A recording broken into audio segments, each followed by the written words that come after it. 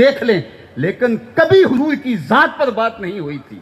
اول من انکر التوسل والاستغاثہ والنداء هو ابن تیمیہ، سب سے پہلا شخص، امام نبہانی نے شواہد الحق میں لکھا ہے، پہلا شخص جس نے توسل سے، استغاثے سے اور ندا سے انکار کیا وہ ابن تیمیہ تھا۔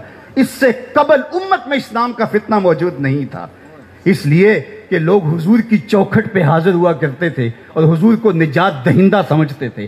جب ضرورت باقی نہ رہے گی تو چوکھٹ پہ کیوں کوئی حاضر ہوگا؟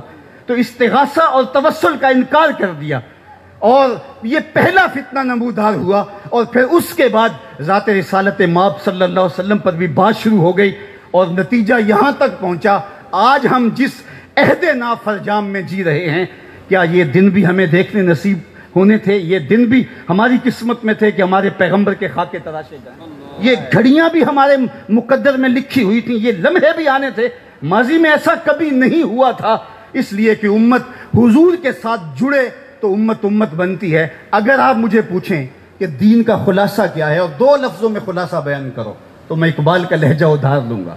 اقبال نے کہا تھا، دین سراپا سوختن اندر طلب، دین سراپا سوختن اندر طلب، انتہائش عشق آغازش ادب۔ طلب محبوب میں تڑپنے کا نام دین ہے، جو ادب سے شروع ہوتا ہے عشق پہ ختم ہو جاتا ہے، اور جو دین ادب سے شروع ہو کے عشق پہ ختم نہیں ہوتا وہ دین ہی نہیں ہے۔ عشق ہی ابتدائے ذات، عشق ہی انتہائے ذات، عشق نہ ہو تو شرح دین بت کدا تصورات، کچھ باقی نہیں بچتا۔ تو ذات رسالت مآب صلی اللہ علیہ وسلم سے دور کرنے کی بدکاری کی گئی، اور جن لوگوں نے امت کے مرض کی تشخیص کی، ابھی ایک لفظ یہاں بولا جا رہا تھا نباز اثر، تو اثر کی نبض پہ حضور ضیاء الامت نے ہاتھ رکھا، اور مصنف کتب کثیرہ بننے کی بجائے ایک قرآن پہ کام کیا، اور دوسرا کام انہوں نے حضور کی سیرت پہ کیا، تاکہ یہ زمانہ میرے رسول کی زلفوں کا اسیر ہو جائے۔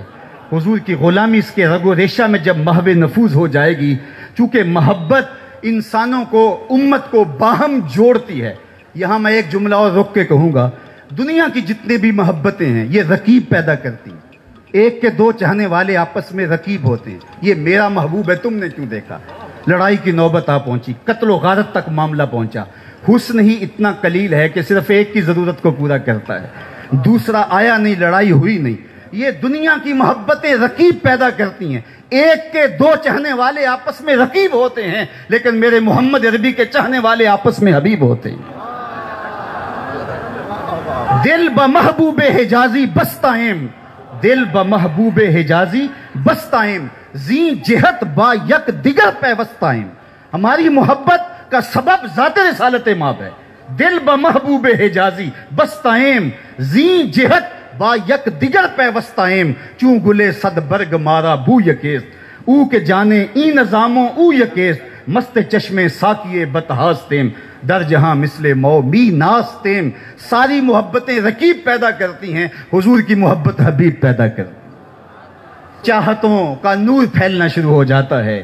بلال حبشے سے ہے، صہیب روم سے ہیں، سلمان فارس سے ہیں، ابو بکر رضی اللہ تعالیٰ عنہ، حضرت عمر رضی اللہ تعالیٰ عنہم یہ مکہ المکرمہ سے ہیں، اور حضرت سعد مدینہ المنورہ سے ہیں، لیکن ایک قومیت کا تشخص ابھرتا ہے۔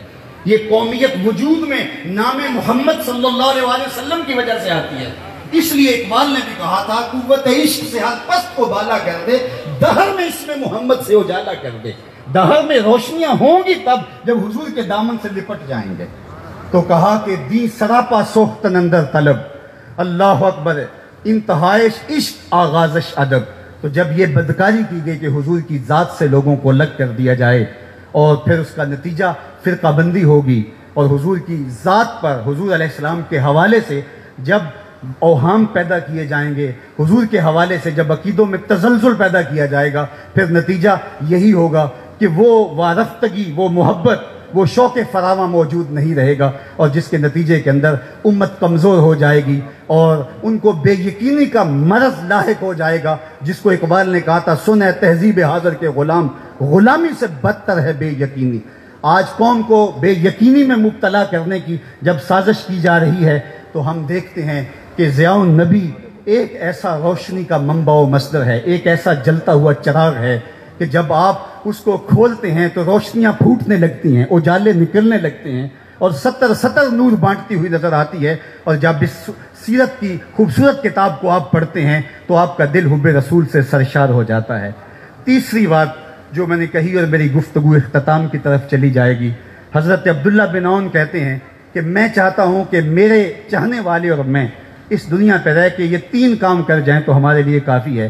ایک تو لوگوں کو قرآن کی طرف لے کر آئیں، دوسری بات لوگوں کو حضور کی سنت اور حضور کی سیرت کی طرف لے کے آئیں، اور تیسرا کام میرا کرنے کا یہ ہے جو میں ارادہ رکھتا ہوں اور اپنے متبعین اور اپنے محبین اور اپنے ساتھیوں سے بھی اس کی توقع رکھتا ہوں، وہ یہ ہے کہ میری زبان سے کسی کے لیے کلمہ خیر کے علاوہ کچھ نہ نکلے۔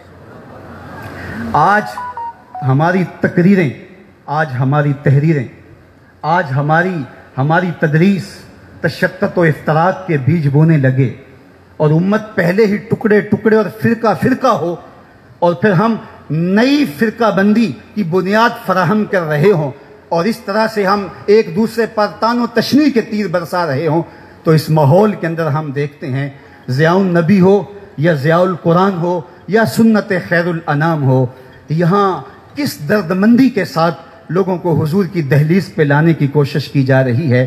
یہ لفظ چبھتے ہوئے نشتروں کی طرح اور تیروں کی طرح نہیں ہے، بلکہ یہ وہ شخص جو احساس زیاں بھی کھو بیٹھا ہے اور اس کا کارواں بھی لٹ چکا ہے، اس کو بتایا جا رہا ہے کہ تم نے کس طرح اپنے لٹے ہوئے قافلے کو دوبارہ آسودہ منزل کرنا ہے، اور کس طرح تم نے جو ہے وہ امت واحدہ بننا ہے۔ تو گویا یہ تیسرا کام اگر ہم دیکھیں تو ہمیں جو ہے وہ حضور ضیاء الامت کی صورت کے اندر، ان کے کام کی شکل کے اندر نظر آتا ہے۔ تو یہ 3 لوگ یار بیگانے تو بیگانے رہے، اپنے تو اپنے رہے، انہوں نے بیگانوں کے لیے بھی جو ہے وہ الفاظ کا چناؤ اتنا خوبصورت کیا ہے، اور لہجے میں اتنا درد اور اتنی محبت اور اتنی مٹھاس رکھی ہے کہ وہ بھی میرے حضور کی زلفوں کے اسیر ہو جائیں۔ ان کے لیے بھی چبن اور ان کے لیے بھی تانوں کے انداز سے بلایا نہیں گیا ہے، بلکہ اسلام کا جو طریق حکمت ہے وَجَادِلْهُمْ بِالَّتِي هِيَ أَحْسَنُ، اس کی عملی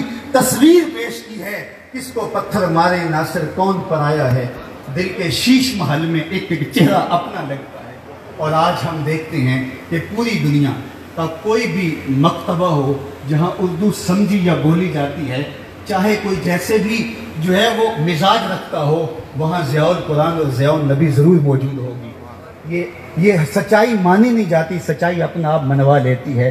اور آج کی اس تقریب رحمت کی وساطت سے میں اللہ کی بارگاہ میں آپ سارے لوگوں کی آمین کے ساتھ دعا کرتا ہوں کہ اللہ تعالیٰ جل شانہ حضور ضیاء الامت کے درجے مزید بلند فرمائے، اور ان کے مشن کو، ان کی فکر کو مزید فروغ عطا فرمائے۔ دنیا آخرت کی برکتیں اللہ ہم سب کی زندگیوں میں اتار دے۔ کی محمد سے وفا تو نے تو ہم تیرے ہیں، یہ جہاں چیز ہے کیا لوح و قلم تیرے ہیں۔ وآخر دعوانا ان الحمدللہ۔